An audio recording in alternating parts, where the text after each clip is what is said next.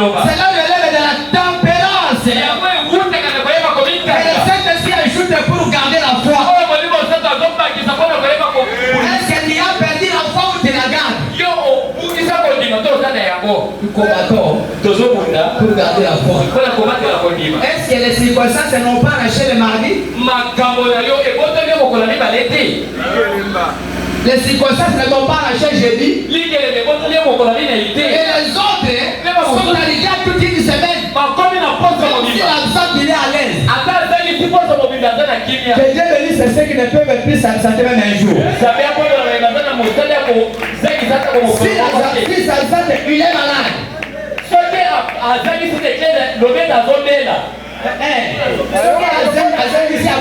Il y a des gens comme ça. Parce que la maladie de Dieu dépasse même la maladie naturelle. Nous souffrons de la divinité. Nous souffrons de la divinité. C'est pourquoi Paul a dit les souffrances se présentent et ne seront jamais comparables à la gloire qui m'attend. Moi je ne regarde pas le présent. Toi diable ça fait le mardi. Est-ce que le mardi n'était pas passé? Est-ce que ça a changé le monde? Le monde finira toujours ainsi. Et ce qui était le mardi, ils ont ajouté la brique. Et le ciel les a élevés. Soyez bénis. Soyez bénis. Nous adorons Dieu du soir. Ceux qui ne viennent que le dimanche n'ont pas la révélation de l'agneau. L'agneau ne mange pas le dimanche. L'agneau ne mange le soir. Vous adorez Dieu du soir.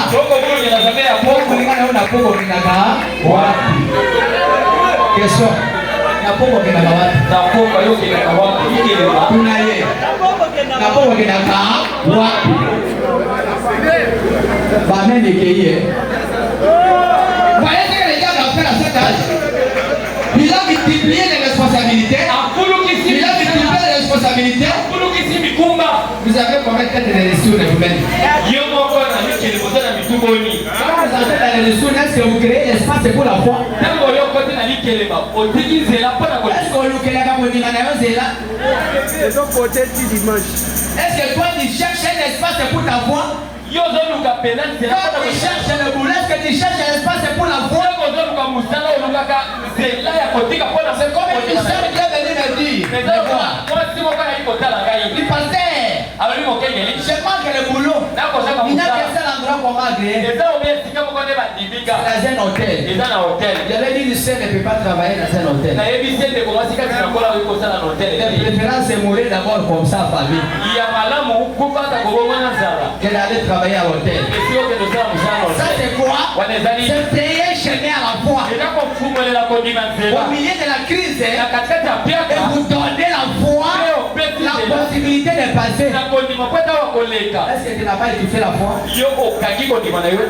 À cause de l'argent, à cause des boulots. Même s'il n'a pas d'amen, mais chacun témoin. Chacun témoin. Je n'adore pas Dieu de dimanche.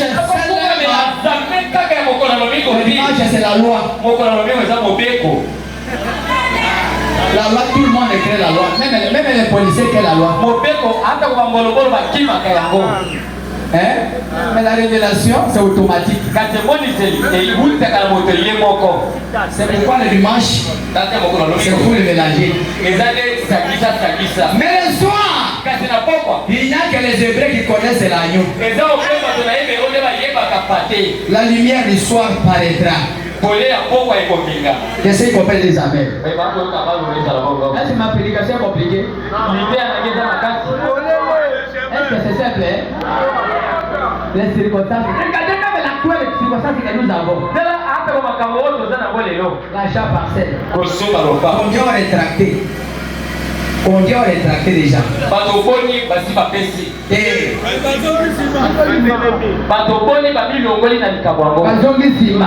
Pas seulement les tenter, mais décourager les autres.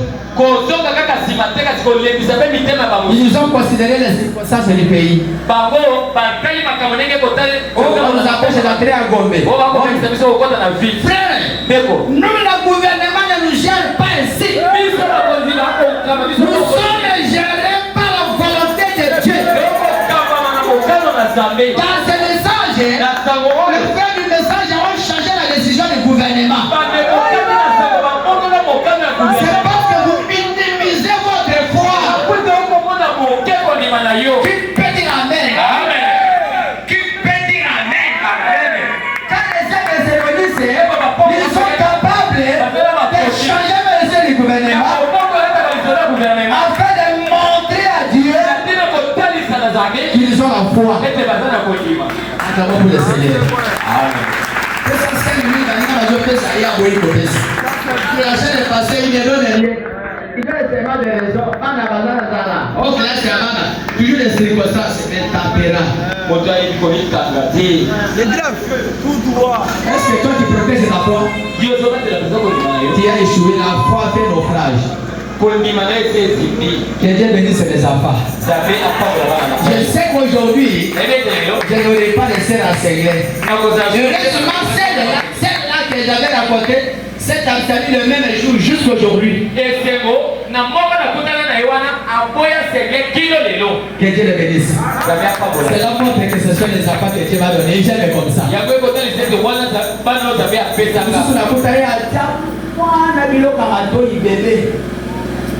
Mais c'est, toi tu es une sœur, pourquoi les enfants, pourquoi moi on a été le kamato, tata moi si na yini motatier.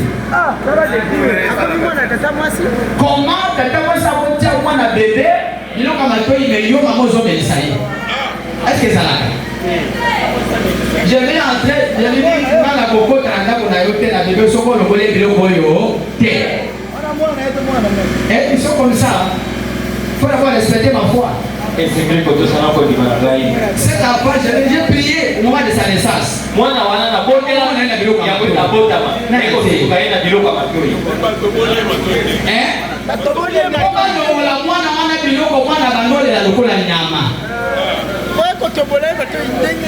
Amen.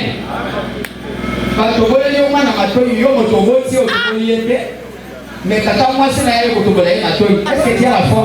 Est-ce que tu connais quand tu vois dans la on est moi non il y a d'autres messages Mathieu et qui va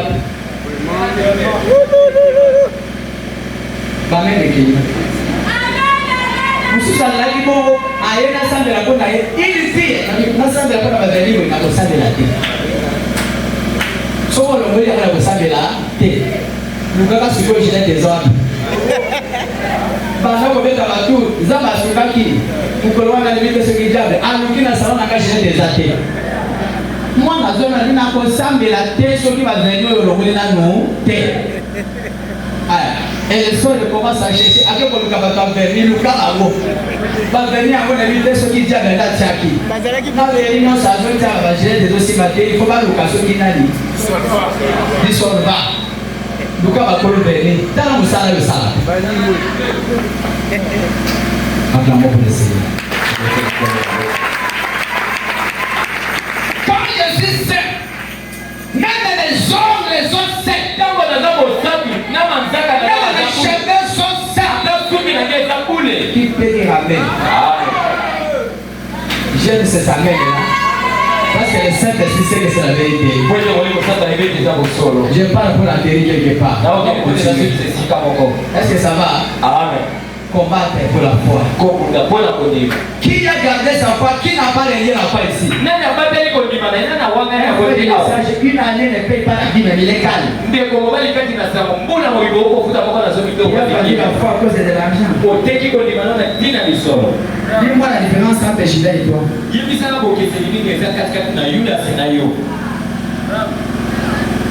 Amen. Les grands problèmes, ça devient l'habitude, mais le Saint-Esprit parle. Ça, c'était de la tiatie. Le Saint-Esprit a dit, celui qui m'avait que je donne l'autorité. C'est pourquoi la personne a l'autorité de dominer sur les méchants. Un J'avais l'argent comme ça de la dîme. Et je voulais donner. Satan m'a dit, garde d'abord, et tu vas le donner après.